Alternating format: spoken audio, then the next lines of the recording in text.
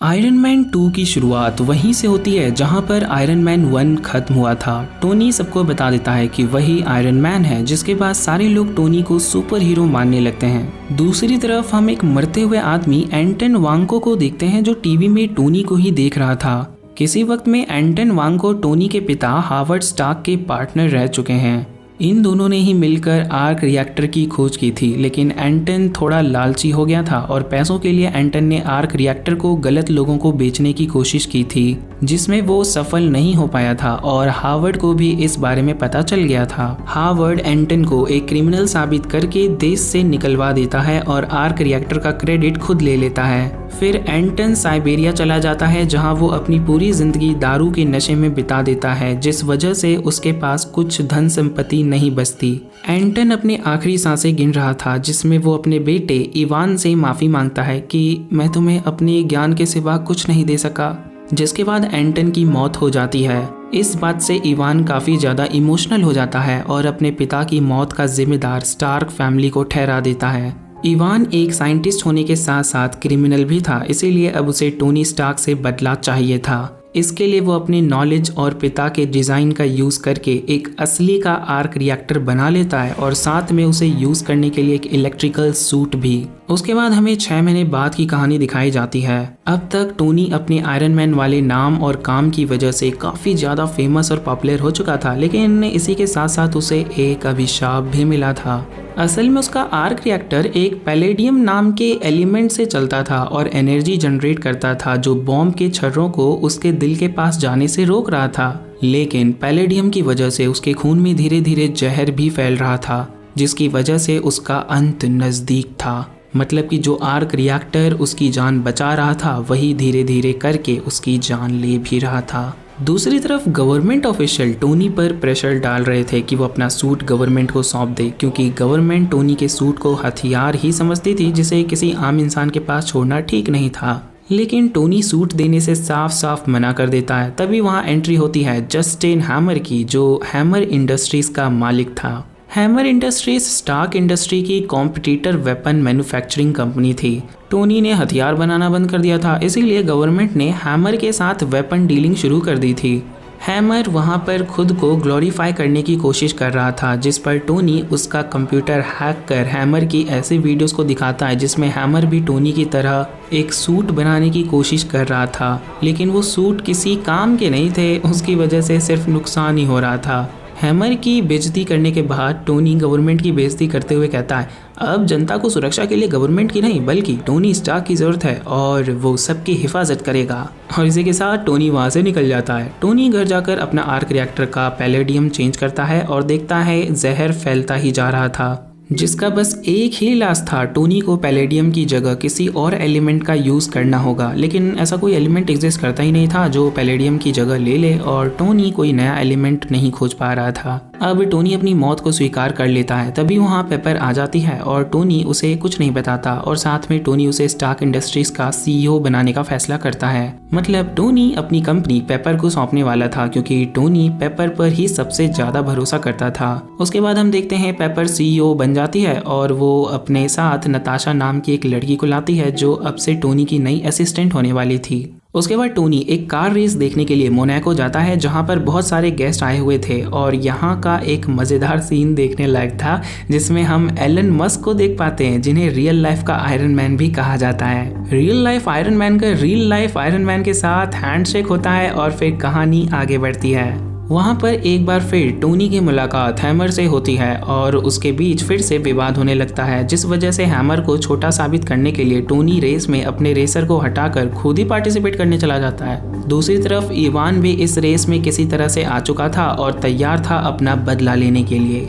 Race शुरू हो जाती है और इवान ट्रैक के बीच में आकर अपना सूट रिवील करता है और एक कार को पूरी तरह से बर्बाद कर देता है। सारे लोग इस मंजर को देख रहे थे और हैमर उसके पास आर्क रिएक्टर देख लेता है। पेपर जब ये देखती है तब उसे समझने में जरा भी देर नहीं लगता कि वो इंसान टोनी को मारने के लिए ही वहाँ आया है, इसीलिए वो हैप्पी के पास जाती है और दोनों ट्रैक की ओर बढ़ने लगते हैं। टोनी की कार भी इवान के पास पहुंचती है, जिसे इवान बीच से काट देता है। टोनी किसी तरह से बचकर कार से बाहर आ जाता है। जिस पर इवान लगातार हमला कर रहा था और टोनी उससे बचने की कोशिश। वहाँ कुछ अनहोनी होती उससे पहले ही पेपर टोनी का पोर्टेबल सूट लेकर पहुंच जाती है, जिसे पहनने के बाद टोनी उसका सामना करने लगता है। इवान उसके सूट को काफी अच्छी टक्कर देता है, लेकिन लास्ट में टोनी जीत जाता है। इवान को पुलिस लेकर चली जाती है और टोनी उसके पास आर्क रिएक्टर देखकर काफी हैरान हो जाता है। उसे लगता है कि पूरी दुनिया में सिर्फ उसके पास ही आर्क रिएक्टर की टेक्नोलॉजी है और इसी दम पर उसने गवर्नमेंट को अपना सूट देने से मना कर दिया था।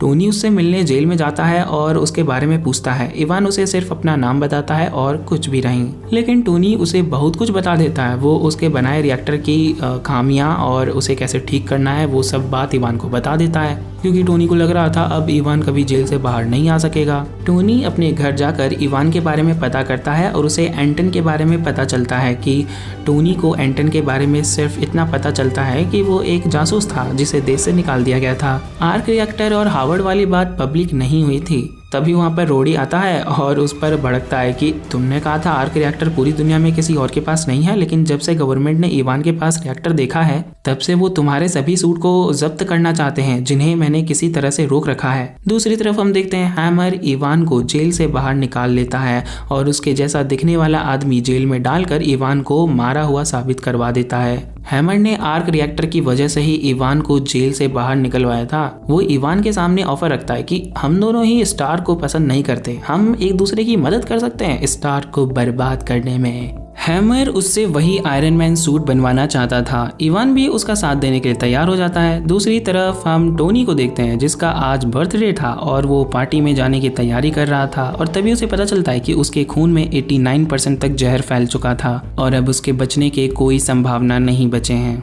टोनी समझ जाता है ये उसका आखिरी बर्थडे होने वाला है, इसीलिए टोनी इसे अपने स्टाइल में सेलिब्रेट करना चाहता था। वो अपना सूट पहनकर पार्टी में चला जाता है और वहाँ तमाशा करने लगता है। तब तक वहाँ रोडी भी आ जाता है और टोनी को तमाशा करता हुआ देखकर काफ़ी गुस्सा हो जाता है, क्योंकि रोडी को ऊपर से ऑर्डर मिल रहे थे कि टोनी का सूट लाने के लिए, लेकिन उसने किसी तरह से सबको रोक रखा था। पर टोनी की ऐसी हरकतों को देखकर अब टोनी की वो और मदद नहीं करना चाहता था, इसीलिए वो नीचे जाकर टोनी का एक सूट ले आता है और टोनी को अपना सूट उतारने के लिए कहता है। अब यहाँ पर एक बात जान लो, बिना टोनी के इजाज़त के कोई भी उसका सूट ऑपरेट नहीं कर सकता था, लेकिन जब टोनी को पता चलता है कि वो मरने वाला था तब उसने अपने सिस्टम और सूट का एक्सेस रोडी के लिए अनलॉक कर दिया था।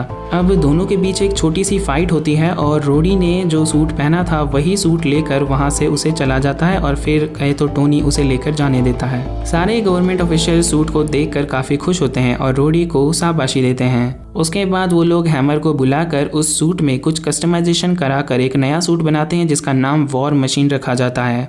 उसके बाद हम टोनी को देखते हैं जो डोनट्स के अंदर बैठकर डोनट खा रहा होता है। वहाँ टोनी से मिलने निक फ्यूरी आते हैं और उन्हें टोनी की बीमारी के बारे में पता था।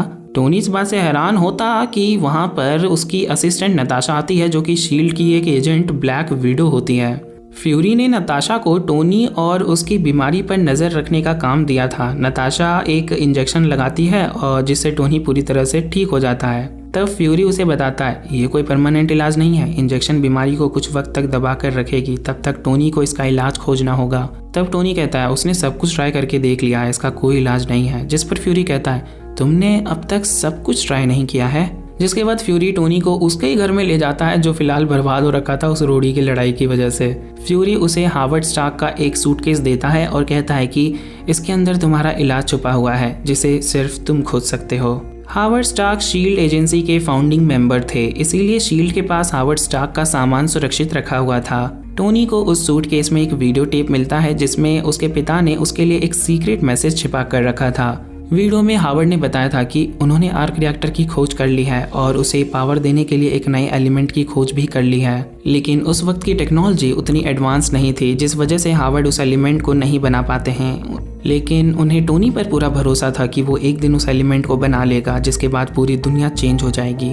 वीडियो में हार्वर्ड ये बात पूरे भरोसे से कहते हैं क्योंकि उन्हें अपनी रचनाओं पर पूरा भरोसा था और वो वीडियो में कहते हैं मेरी सबसे बड़ी रचना तुम हो टोनी। जो सुनकर टोनी को फिर से होप मिलती है, जिसके बाद वो सबसे पहले पेपर से माफ़ी मांगने के लिए जाने लगता है, क्योंकि जब से उसे पता चला था कि वो मरने वाला है तब से वो अजीबोगरीब हरकतें किया जा रहा था और पेपर उसे बार बार ठीक करने की कोशिश कर रही थी। रास्ते में टोनी उसके लिए स्ट्रॉबेरीज भी लेता है, लेकिन अफसोस पूरी दुनिया में बस यही एक चीज़ थी जो पेपर को पसंद नहीं थी और टोनी को ये याद नहीं था। पेपर काम से कहीं चली जाती है और टोनी भी जब स्ट्रॉबेरीज को कचरे में डालकर वहाँ से जा रहा था तब उसकी नज़र उसके डैड के एक सिटी मॉडल पर पड़ती है जिस पर लिखा हुआ था, यही है भविष्य की चाबी। तभी टोनी को क्लिक होता है कि यही वो चीज़ है जिसके बारे में उसके पिता वीडियो पे बताने की कोशिश कर रहे थे। टोनी उस मॉडल को एनालाइज करता है और उसे जरा भी वक्त नहीं लगता ये पता करने में कि इसी मॉडल के अंदर उस एलिमेंट का स्ट्रक्चर छिपा हुआ था। अब बिना वक्त गवाए टोनी उस एलिमेंट को बना लेता है और आर्क रिएक्टर भी उस एलिमेंट को एक्सेप्ट कर लेती है, जिसे टोनी अपनी बॉडी में लगाता है और फाइनली टोनी को अपनी बीमारी से छुटकारा मिल जाता है। दूसरी तरफ हम हैमर को देखते हैं। उसने इवान को कुछ मिलिट्री रोबोट्स बनाने को कहा था और वो इवान को फ़ोन करके इन्हीं चीज़ों के बारे में पूछ रहा था, लेकिन इवान मना कर देता है कि रोबोट्स अभी तक नहीं बने हैं और उसे टाइम लगेगा, जिस बात से हैमर को गुस्सा आ जाता है क्योंकि कुछ ही दिनों में स्टार्क एक्सपो के अंदर वो अपने रोबोट को पेश करना चाहता था। हैमर सीधे उसके पास पहुंच जाता है और धमकी देता है अपना काम जल्दी खत्म करने के लिए, नहीं तो उसके साथ कुछ ठीक नहीं होगा। वो अपने 2 बॉडीगार्ड्स को भी वहाँ छोड़ जाता है, लेकिन उसके जाते ही इवान उन दोनों बॉडीगार्ड्स को टपका देता है और टोनी को फ़ोन करके कहता है तुमने जो चेंजेस करने के लिए कहा था मैंने वो कर दिया है। अब टोनी उसे ट्रेस करने की कोशिश करने लगता है, लेकिन उसकी एग्जैक्ट लोकेशन मिलते उससे पहले इवान फ़ोन कर देता है। लेकिन टोनी को इतना पता चल जाता है कि इवान हैमर के साथ मिला हुआ है, इसीलिए वो एक्सपो में जाने के लिए निकल पड़ता है। दूसरी तरफ एक्सपो में हैमर अपने कुछ रोबोट्स और साथ में रोडी के सूट को प्रेजेंट करता है, लेकिन हैमर इस बात से अनजान था सभी रोबोट्स का कंट्रोल इवान के पास ही है। इवान शुरुआत से ही ये चीज़ प्लान कर रहा था, वो उन रोबोट्स का यूज़ करके टोनी को ख़त्म करना चाहता था। तभी वहाँ पर टोनी भी आ जाता है। वो हैमर से इवान के बारे में पूछने लगता है, लेकिन तभी इवान सभी सूट्स को एक्टिवेट करके टोनी पर अटैक करने लगता है, जिसमें रोडी का वॉर मशीन भी शामिल था। टोनी सबकी जान बचाने के लिए रोबोट्स को दूर लेकर जाने लगता है। रोबोट्स की वजह से वहाँ भगदड़ मच जाती है। अब रोबोट्स हैमर के थे, इस वजह से पेपर नताशा के साथ उसके पास पहुँच जाती है और सिचुएशन के बारे में पूछती है। उन दोनों को पता चल जाता है इन सब के पीछे इवान का हाथ है और नताशा उस जगह पर जाने लगती है जहां इवान है। अब रोडी का सूट हाथ धोकर टोनी के पीछे पड़ा हुआ था और टोनी उसका कुछ नहीं कर सकता था क्योंकि सूट के अंदर रोडी था। टोनी बचते बचाते एक जगह पहुंचता है और रोडी का सूट उस पर अटैक करता कि उससे पहले हम नताशा को देखते हैं जो इवान के ठिकाने पर पहुंच चुकी थी, लेकिन इवान पहले ही वहां से भाग चुका था। वो रोडी के सूट का कंट्रोल फिर से रोडी के पास दे देती है और फिर हम देखते हैं उन दोनों के पास बाकी रोबोट्स आ जाते हैं, लेकिन टोनी एक ही अटैक में सबको खत्म कर देता है। फिर वहाँ एंट्री होती है इवान की, जो अपने बड़े से सूट के साथ आया हुआ था। अब तीनों के बीच लड़ाई शुरू हो जाती है। पहले तो इवान दोनों पर भारी पड़ रहा था, लेकिन दोनों मिलकर एक बड़ा सा एनर्जी बॉल बनाते हैं जिसके धमाके से इवान हार जाता है। मरने से पहले इवान अपना आखिरी चाल चलता है और सारे सूट के सेल्फ डिस्ट्रक्ट को चालू कर देता है। टोनी वहाँ से बचता हुआ सीधे पेपर के पास जाता है और उसके पास वाले रोबोट के ब्लास्ट होने से पहले ही उसे बचा लेता है। टोनी और पेपर दोनों किस करते हैं और इनकी लव स्टोरी शुरू हो जाती है। लास्ट में टोनी एवेंजर्स की रिपोर्ट को पढ़ रहा होता है, तब निक फ्यूरी उससे कहता है कि तुम अभी इसमें शामिल होने के लिए तैयार नहीं हो, फिलहाल हम तुम्हें एक सलाहकार के तौर पर एजेंसी में रख सकते हैं। फिर हमें मूवी के पोस्ट क्रेडिट सीन को दिखाया जाता है जहां एक जगह पर एक हथौड़ा गिरा हुआ था और बस इसी के साथ ये मूवी यहीं पर खत्म हो जाती है।